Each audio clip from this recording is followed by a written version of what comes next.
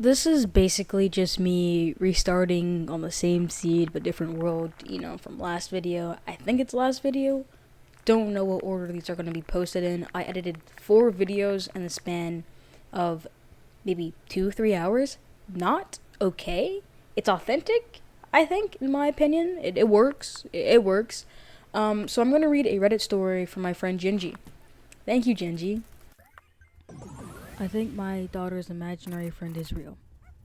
I'm not exactly an expert on imaginary friends, but even I can tell you that they're supposed to be imaginary. I mean, duh, right? That's not what I told myself when my daughter started mentioning hers. Telling me all about their adventures together and what fun games they'd played when my daughter got home from school. But there were a few she told me about that kinda didn't really make sense to me. How exactly are you supposed to hide from someone who's not visible, let alone seek them? But like I said, I just chalk it up to her imagination running wild. What further cemented that belief was the fact that we had only just buried her dog 2 weeks before she started talking about her made up friends. How I mistakenly. Oh my god. How I mistakenly backed my car over her little puppy while I was in a rush to get to work. We knew it would crush her to find out, so we lied. I told her that little Maxie had ran away. That we. that we. Oh my god. What is this story? Wait. That we'd put up flyers and wish he'd come home. I think that's what caused her to create her own companion. Someone that would be by her side as long as she let them. But who was I to judge? Who was I to crush my baby's dreams after literally killing her best friend in the world? I just let her do her own thing. All the better if it kept her from prying about what happened to Maxie. It worked for a while. Part of me wondered if she even missed the dog. She hadn't so mentioned his name even once. Things started to get shaky though. When I came home one day from work to see my little girl sitting alone with a tea set spread out in front of her. Not reading the rest of that. Basically, she was schizo ranting. Her face didn't match the outfit though. She looked pissed. So basically, the rest of this is LARPing. Low-key having a conversation with myself, and I don't feel like doing that right now. Long story short, so the imaginary friend Emily was talking to the little girl, saying how Maxie isn't coming back, and how the dad lied to her, and the dad was like so like dumbstruck and so like wow, what the heck? Just walked home, and he was like, who is Emily, and and stuff like that. And she was like, you're a big meanie, and my best friend since you took Maxie, because you took Maxie, and Maxie ain't coming back. So yeah, basically that's it for right now. Okay, so the man thought his wife was talking about it and the daughter overheard.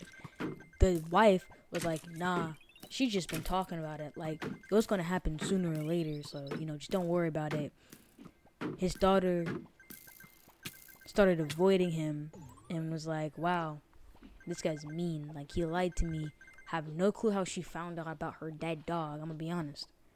So they woke up around 3 a.m. or sometime like that, late at night, and his wife woke him up saying, yo, our child is gone, Roxy is gone.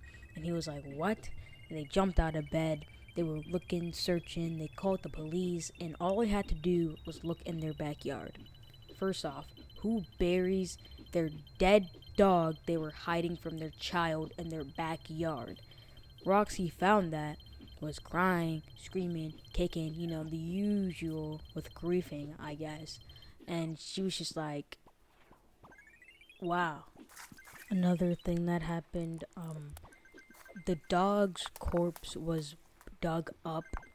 The corpse was ridden with maggots. It was flesh and bones, rotten. Thought the dog died a week ago. I guess it decomposed real quick. The daughter saw it, and I bet you could guess how that went. And the mother grabbed Roxy, and Roxy was like, how come my imaginary friend told me and not you? To her dad. And that's how the story ends. I did not expect that, like, at all. First off, broke down into laughter after the first few lines. I was not expecting it to go from imaginary friends to a dead dog. I'ma be honest. And then the more I read it, the more I realized how illiterate I am. And so instead of reading it, because it would have been way longer if I just read it, and I didn't feel like LARPing to a certain extent, I just summarized it because it was just easier. And I'm using words from my brain and not words from a note. And it was just way easier. But this is just filler because I don't know what else to say. What this is called? This YouTube video is like 10 minutes long, just me playing Minecraft in the background, getting from beginning to now, basically, so I can post more videos. This video was the longest taking one because I had to put filler audio in there next to Subway Surfer, and I was gonna add pianos at the top, like, you know, people playing pianos suggested by Genji, but I procrastinated and I didn't feel like doing it. So this, I don't expect to get a lot of views because it's just thrown together and it's just a time lapse over a course of a literal hour of work. I think an hour of work, maybe like 40-50 minutes. I'm just here trying to get things up to speed so I can make more videos and post more videos because Minecraft is just enjoyable to play. Easier to edit. I have Helldiver stuff in the lineup. I have Massacre stuff in the lineup. It's just like so much more difficult to edit because I don't know what would catch people's attention. I know what would make me laugh, what would make my friends laugh, but other people outside, it's like I don't know. Plus, we acted like freaking NAZ eyes, so I don't think we can use that in a YouTube video. So that's just not gonna get posted.